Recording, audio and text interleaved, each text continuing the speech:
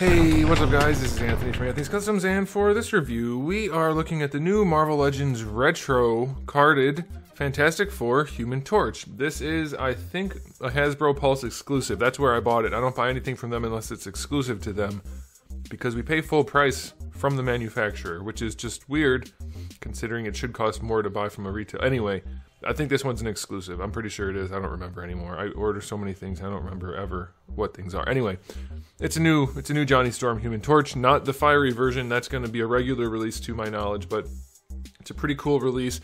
You might want to see what he looks like in the package, so I will show you a photo of that in the end of the video. And just before we get past this section, he does come in like a white shipper type thing, like that. But I think most people are going to be concerned with the actual card. So anyway, there's some good stuff to talk about. Some, it's Marvel Legends. There's bad stuff too. So let's go ahead and get it off the stand and take a closer look. This guy stands just about 6 1/4 inches, which makes him pretty close to, let's say, just shy of 16 centimeters, right around there. And before we get into the rest of the review, let's do a quick question of the day. Which of the Fantastic Four is your favorite? I'm gonna go ahead and say I'm gonna go with Human Torch. He can fly, that's always fun. Otherwise I'd go with Thing. But the Thing. The rock guy. What's his name officially? The Thing? I don't know. Anyway, you guys can let me know what you think in the comment section below. Alright, so this is a new batch of Fantastic Four figures. People seem to want those. We haven't had good ones in a long time. We had those teal and black ones. I don't know if people like those. This is the classic version. I think these are the ones people like most. So I'm happy to see it. Are they any good? Well, based on this guy, their average is all hell, which is pretty much what you could probably always expect from Hasbro. Most of the time, anyway. Okay, so aesthetically speaking, it's molded blue plastic with a little bit of white paint up here, white paint here, white paint here. Now, the interesting thing is this is a matte white, this is a matte white, this is glossy white, or at least semi-gloss on the forearms. The painted gloves are not good. They did paint the fiery hands. These are the hands that come on them in the package, so it's translucent orange with white painted over. It's a good enough job, but he does have fingernails on this hand, and you can see some orange peeking through. I don't mind it because he is on fire, so you could kind of allow it in this case, so that's alright. Down here we just have molded plastic for the boots and for the legs. There's a split right there, so that's good. So yeah, it's very bland. There's not a whole lot of stuff going on here. The line work isn't particularly clean. You can see around the neck. It's okay.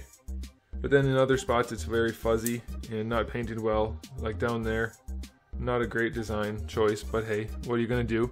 The 4 is okay, it's right in the middle of his very cleavagey chest, so the 4 doesn't look particularly good. If you look straight on, it's okay. But as soon as you start to turn it, he's got a very deep crack in his chest, so it looks a little strange.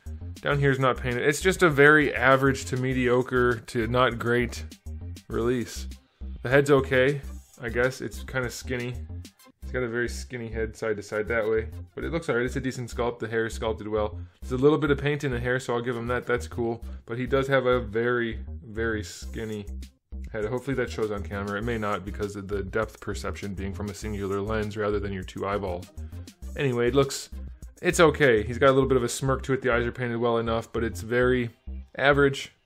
It's just very average. So, for a Marvel Legends figure, this is going to get a 7 out of 10 for the aesthetic. There's nothing egregious about it. The body is still the same body with the skinny legs and low shoulders and that kind of thing. But it's not terrible, so yeah, 7 out of 10 for the aesthetic. For accessories, we do get the 2 hands that come on him in the package. Then we get 2 fist hands. We get 2 swirly fire effects and 1 fire effect, which that has to be for his back. I just looked at it for the first time just now. Let's see. It probably is for his back. It should be for his back, right? Yeah, it's for his back. Little asymmetry going on there. It's a little strange the way that's sculpted. I don't know, like I get that fire wouldn't be perfectly symmetrical, but the fact that it's not really balanced is a little bit strange. I guess it's so that you could raise an arm like this. Maybe, I don't know. It's alright. The orange plastic's nice enough. It's got a little bit of yellow to orange shading or fading, but that's it. Nothing special with the accessories. That's enough. 8 out of 10. I'll go 1 notch higher for that because we have some hands and some fire effects, so that's pretty cool, I guess. And so now it's time for the articulation. Nothing too surprising here. We've seen this mold about 400 times by now, but the head is on the hinge that goes back, and it leans all the way forward. You get your rotation, of course, on that ball peg, and just a little bit of attitude, not a ton. Is his head too high? Yes. He's got a, well, I know Human Torch isn't supposed to be particularly bulky or anything, he's kind of slender, but his neck is really big.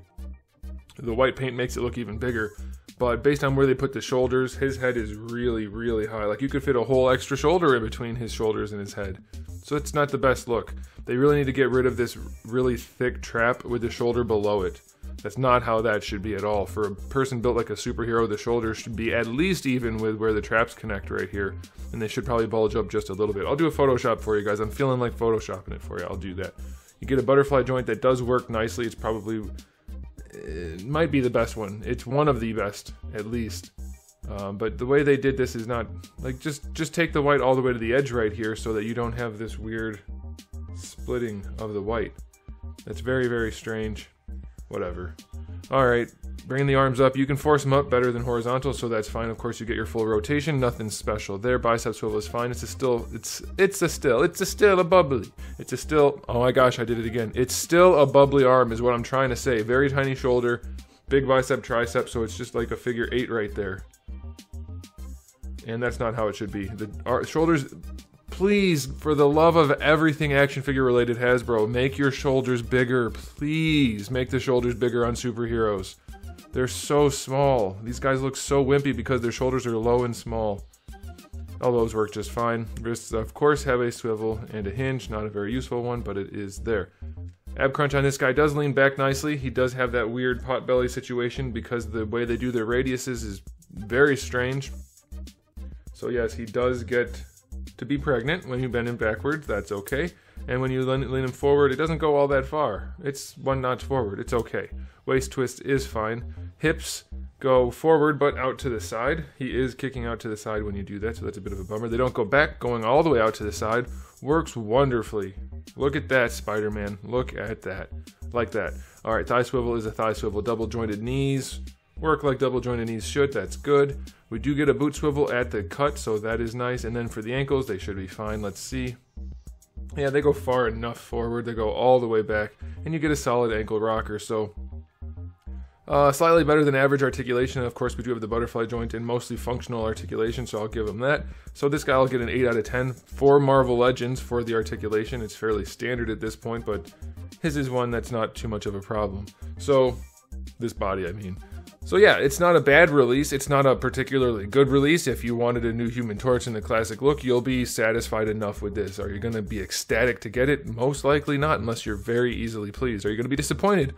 Probably not, unless you're expecting shading and really clean paint and everything like that, which you shouldn't be expecting from your run-of-the-mill Hasbro figure. So I think it's very much what it is supposed to be, a good enough release for Human Torch. It didn't cost them very much to make, and it'll keep the people happy enough to buy it. So I'm going to give it a final rating of 8 out of 10 for Marvel Legends. It's fine. The accessories really put it over the top and functional enough articulation.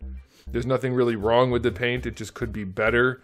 So yeah, I mean, 8 sounds like a high rating for this average release. Like, it seems to be average, but there's nothing really wrong with it. And for Hasbro, that's saying something. So there it is, guys. Thanks for watching. If you enjoyed the video, please do give it a thumbs up. If you didn't, give it a thumbs down. And if you haven't subscribed, you might want to. I have new videos almost every single day and thousands already on the channel. So make sure you come back for all of that. And in the meantime, keep collecting.